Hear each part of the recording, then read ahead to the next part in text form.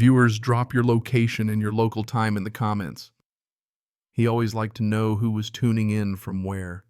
It made the story feel less like a monologue and more like a campfire gathering.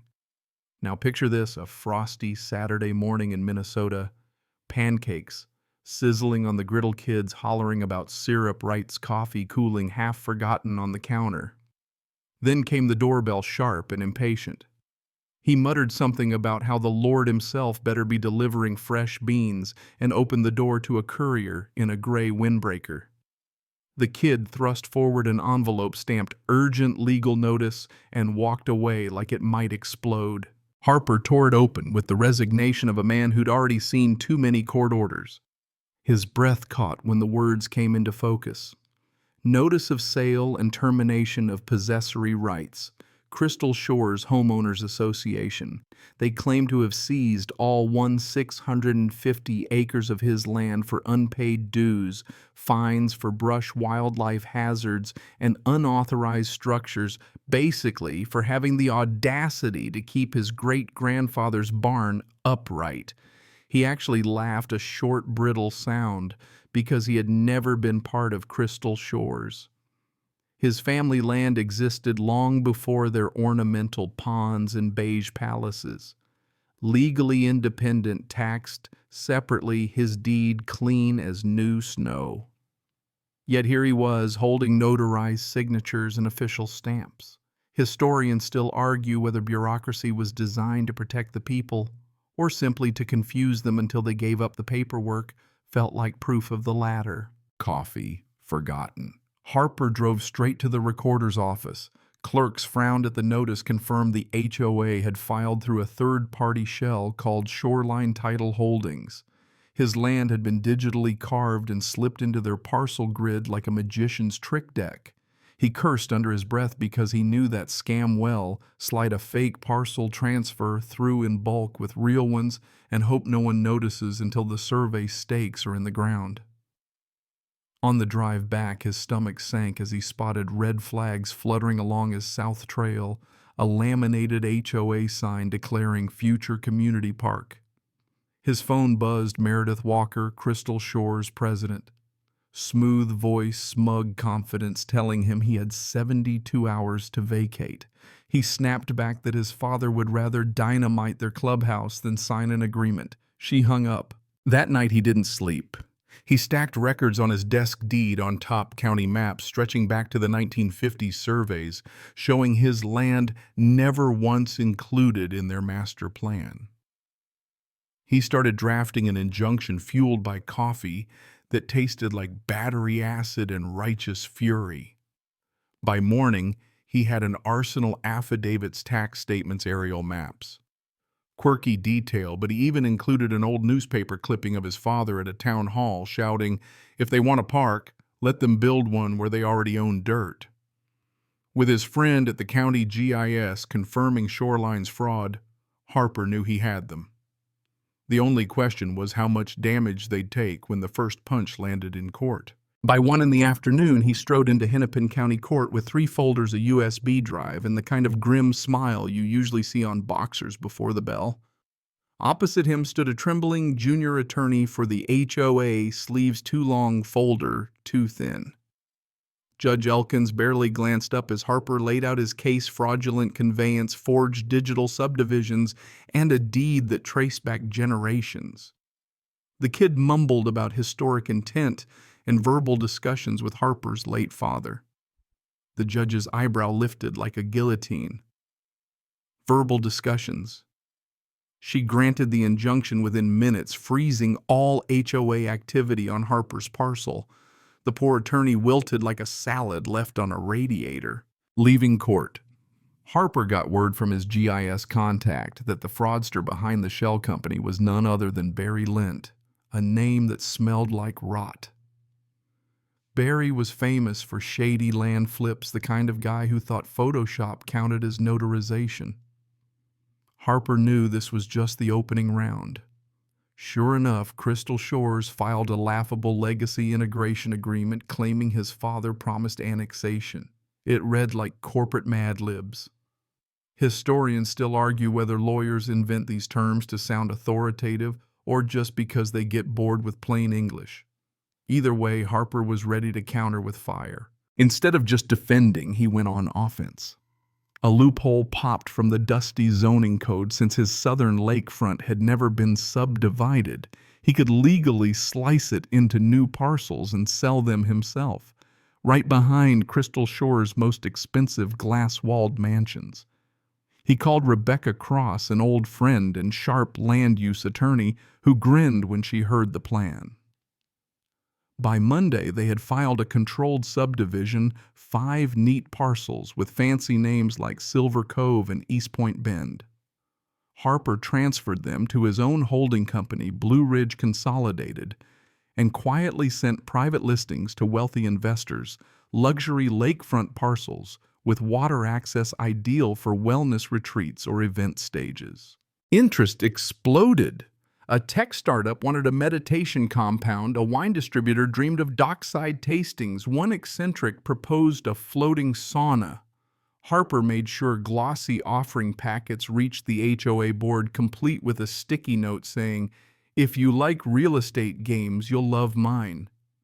Cue panic. Cease and desist letters poured in dripping with words like irreparable harm and sacred shoreline. He framed the first one above his desk. That was when the real storm hit. Neighbors realized the red survey flags weren't for landscaping, they were for sale. Panic turned to outrage. Rich homeowners begged him for clarification, realizing their docks and patios bled onto his land. He filed a bland county declaration that spelled it out. Blue Ridge parcels allowed commercial docks, event spaces, even music festivals. The HOA's polished lawyer, Hellbrook, showed up in Harper's modest office and tried to buy him off with a $500,000 settlement. Harper chuckled. One parcel was worth $4 million. "Filing people into exhaustion is my cardio," he told him. The man left scowling. By week's end, Harper had accepted an offer from a logistics magnate who wanted a private electric boat launch. Crews in orange vests arrived, drones buzzing, surveying like professionals who knew how to build billionaire toys. Homeowners fumed, reporters called. Sheriff's deputies came to investigate unsafe construction, only to leave impressed by Harper's neatly posted permits. One deputy even muttered, "Half the county's rooting for you." Harper realized this was bigger than a land dispute. It was becoming a reckoning. The reckoning landed fast. HOA lawyers filed frantic motions waving zoning maps from the 1990s like relics. Judges swatted them down in minutes, scolding them for wasting time.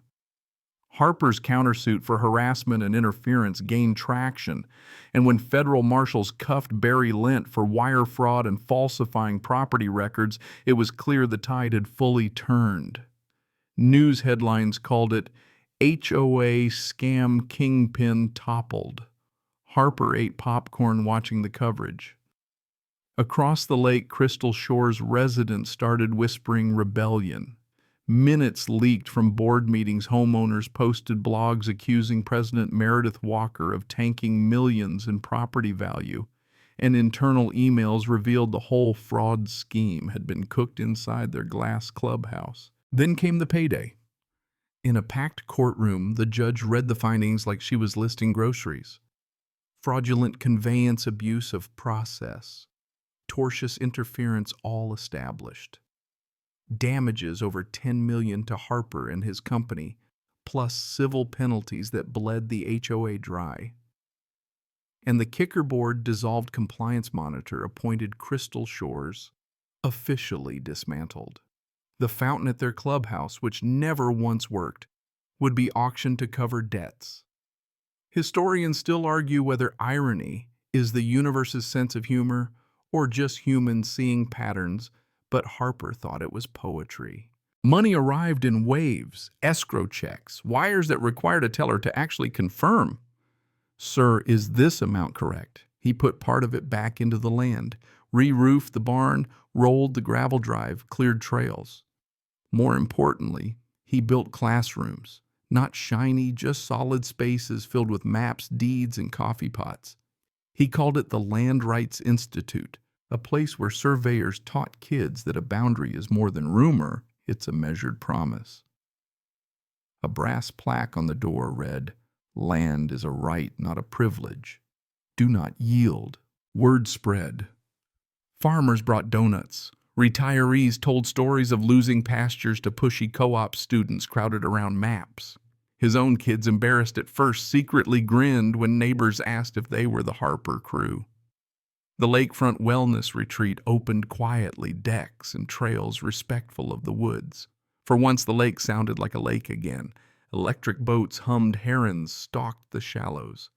The HOA's empire had collapsed, but life felt calmer than ever. One day, Meredith appeared alone, keys dangling loosely, pride gone. She admitted she'd let the fraud happen, convinced it would protect value, comfort pride. "I was wrong. I'm sorry," she whispered. Harper didn't absolve her, but he offered a path forward. The members had voted to dissolve.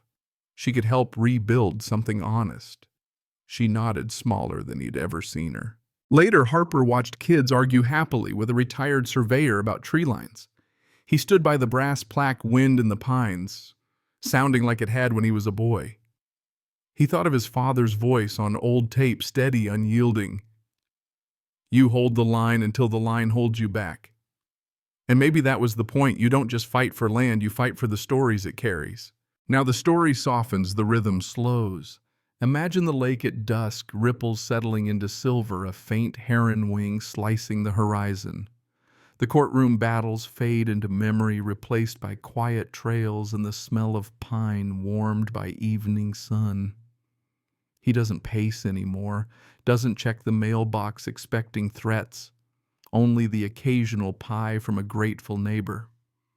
The classrooms hum gently with learning voices of teenagers bending around maps, laughter spilling like water. Pride has shifted, no longer sharp and defensive, but patient, the kind you feel when you've built something that might outlive you. The once noisy HOA mansions across the water stand quieter now, windows reflecting a softer glow. There is no board, no gavels banging, just families trying to live without the shadow of arrogance. Meredith's apology lingers not as victory, but as proof. People can change, however late. He walks the shoreline slower these days, letting the light play across the water, his boots crunching gravel laid by his grandfather, patched by his father, renewed by him. Each step a reminder that land is not merely property, it is continuity, inheritance, a measured promise. So if another morning brings another envelope, another courier's knock, he won't be shaken. The coffee pot will be full, the maps ready, the plaque gleaming. The lesson holds steady. You don't yield what is rightfully yours. You hold, you teach, and then you pass it on. And as the lake hushes into evening, the last sound is not of lawyers or shouting, but the wind through pines whispering the same simple word again and again, here, here, here.